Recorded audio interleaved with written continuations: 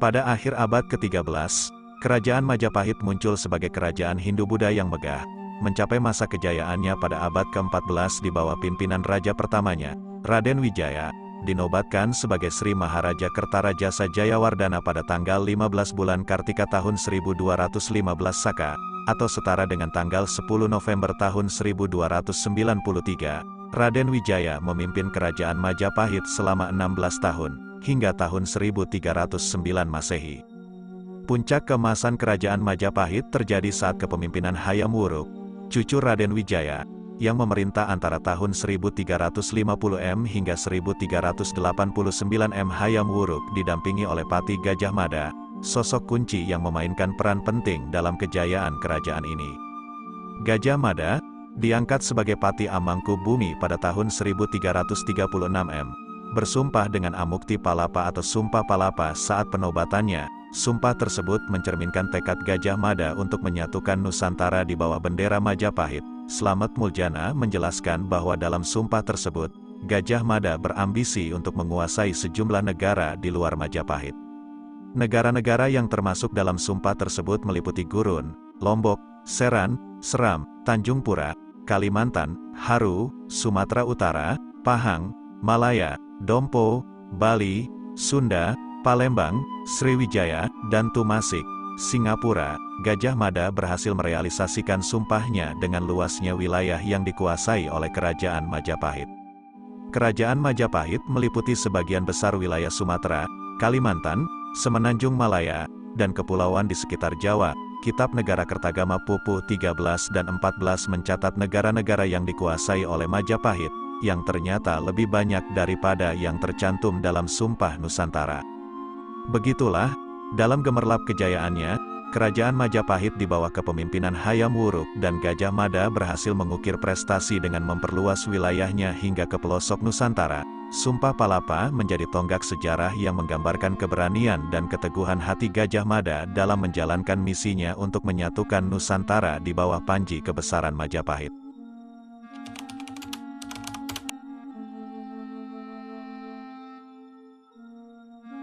Majapahit, sebuah kerajaan besar di Nusantara, mengalami kemunduran yang signifikan pada masa pemerintahan Prabu Wikramawardhana. Kelambatan pertempuran dalam Perang Suksesi Paregreg, tahun 1401 sampai tahun 1405 menguras kekuatan Majapahit. Sebelumnya, pemberontakan Parameswara di Palembang dan jatuhnya Palembang ke tangan bajak laut Cina telah merugikan Majapahit. Bre Wirabumi, saudara ipar Prabu Wikramawardhana, mengalami kekalahan dalam Perang Paregreg.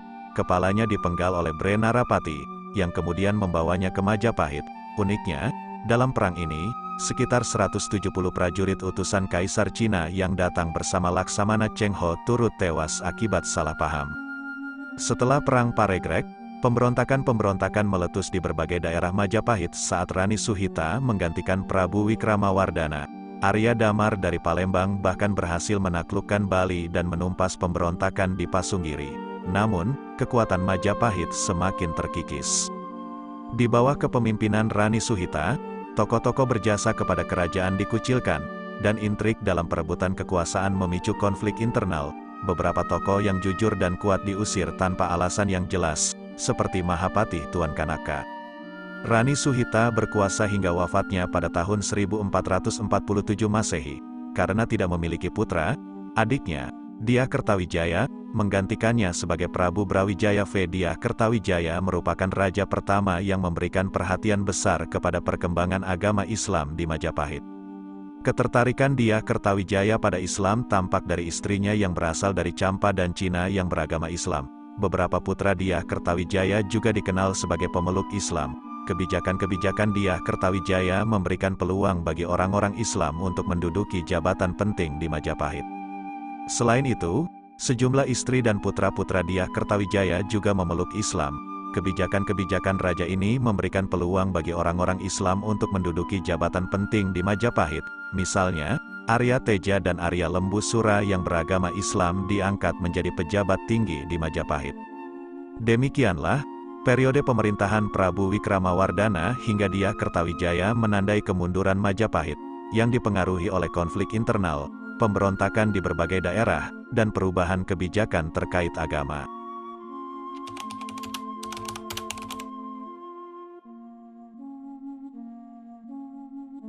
Sri Prabu Kertawijaya, penguasa Majapahit, meninggal pada tahun 1373 Saka, 1451 Masehi. Menurut para raton, makamnya terletak di Kertawijayapura. Meski ada ketidakpastian terkait lokasi tersebut, juru kunci menyebutnya sebagai makam Prabu Damarwulan, sementara makam Putri Campa Darawati disebut sebagai makam Ratu Kencono Wungu, permaisurinya.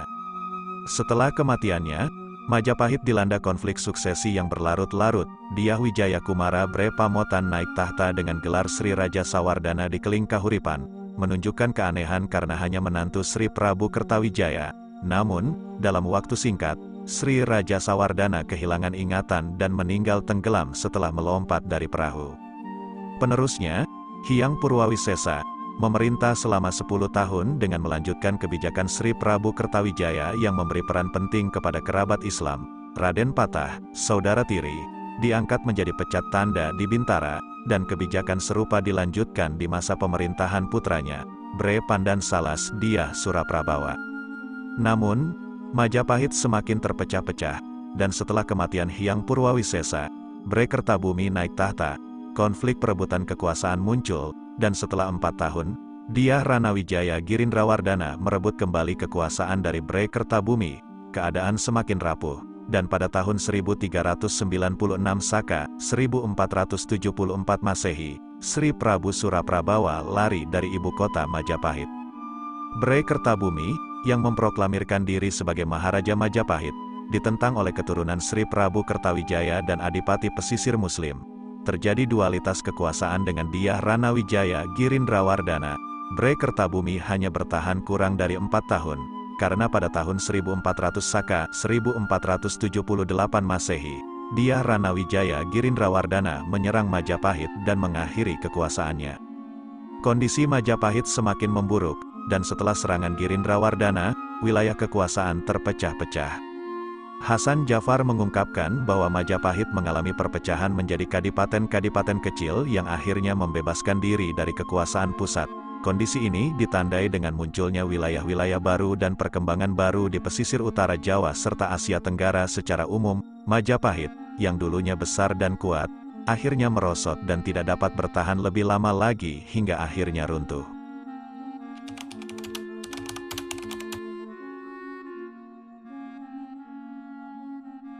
Kehidupan sosial religi di Majapahit pada awal abad ke-15 menunjukkan perubahan signifikan seiring kemunduran kerajaan tersebut dan berkembangnya pengaruh Islam. Catatan seorang Muslim Cina yang mengikuti perjalanan ke-7 Cheng Ho ke Jawa pada tahun 1431 sampai tahun 1433 Masehi menggambarkan 3 golongan penduduk saat itu. Golongan pertama adalah penduduk Islam dari Barat yang telah menjadi bagian dari masyarakat setempat. Pakaian dan makanan mereka bersih dan pantas. Golongan kedua terdiri dari orang Cina yang melarikan diri dan menetap di Jawa. Mereka memiliki gaya hidup baik dan sebagian besar telah memeluk Islam. Golongan ketiga adalah penduduk asli yang masih hidup dengan kondisi jorok, tidak berpakaian, dan memuja roh. Pada tahun 1433 Masehi, penduduk pribumi Majapahit masih belum secara luas memeluk Islam, dan kehidupan sosial mereka masih tercermin dalam relief-relief candi yang menunjukkan penduduk tanpa pakaian penutup dada. Kondisi ini juga ditegaskan oleh catatan perjalanan Cheng Ho, di mana penduduk pribumi masih mempraktikkan pemujaan roh. Masyarakat Majapahit pada periode ini dapat dibagi menjadi 2 kelompok utama, yaitu lingkungan keraton dan lingkungan petani. Kelompok keraton menguasai perekonomian dan secara politis agamis terpisah dari kelompok petani. Meskipun kalangan keraton menganut agama Hindu, kalangan petani lebih cenderung kepada pemujaan arwah leluhur, terutama ajaran Kapitayan. Perbedaan antara kedua kelompok ini terlihat dalam berbagai aspek kehidupan sehari-hari. Kalangan petani sering melakukan barter dan menggunakan uang kepeng, sementara kalangan keraton menggunakan uang emas dan perak. Transaksi kalangan petani biasanya terjadi di pasar desa, sedangkan perdagangan besar di pelabuhan dikuasai oleh keluarga bangsawan raja. Sejak pecahnya Perang Paregreg, Majapahit mengalami kemunduran yang signifikan. Armada yang dulunya kuat lumpuh, dan wilayahnya terpecah-pecah menjadi kadipaten-kadipaten kecil. Palembang, bagian dari wilayah Majapahit, bahkan jatuh ke tangan petualang dan bajak laut, mencerminkan kekacauan politik dan ketidakstabilan dalam kehidupan sosial masyarakat. Kemunduran kehidupan religius juga terjadi di Majapahit. dengan ajaran sinkretisasi Shiva Buddha yang dipengaruhi oleh Yoga Tantra dari Sekte Sahta dan Bhairava Tantra yang merosot, pemujaan arwah leluhur, terutama melalui upacara Pancamakara atau Malima, menjadi gejala yang masih terlihat. Upacara ini melibatkan makanan dari daging dan ikan, minuman keras, serta aktivitas bersetubuh secara massal, diakhiri dengan meditasi.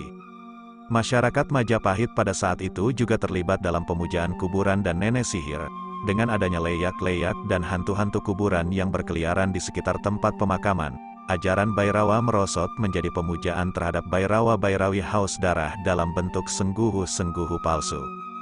Dengan gambaran ini, dapat disimpulkan bahwa Majapahit pada perempat awal abad ke-15 mengalami perubahan yang signifikan dalam aspek sosial religiusnya, seiring dengan kemunduran politik dan pengaruh berkembangnya agama Islam.